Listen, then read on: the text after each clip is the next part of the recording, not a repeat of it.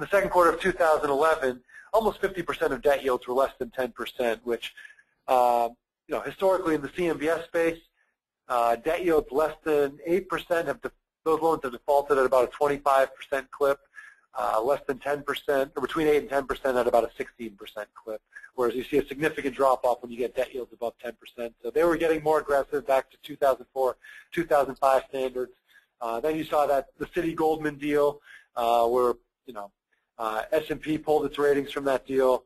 The volatility in the capital markets in Europe, the S&P downgraded the U.S., and all those factors have helped contribute to sort of the CMBS market falling apart.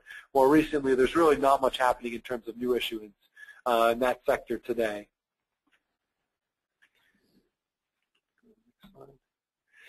Spreads have come in pretty significantly. But one thing we've noticed is that, in terms of potential lending opportunities today, what this chart looks at is lending spreads between the top 6 markets.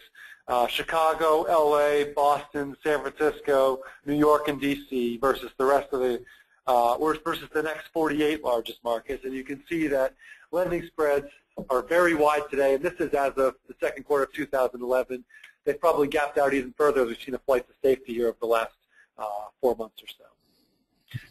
We've seen a similar phenomenon in terms of larger loans versus smaller loans. So this chart looks at the difference in terms of spreads for loans compared to loans that are over $25 million. And you can see that as of the second quarter of 2011, loans less than $5 million were near all-time highs, near at all-time highs in terms of the differential in spreads for larger size loans versus smaller size loans. So as you move out into smaller markets, smaller size assets, there's really opportunity out there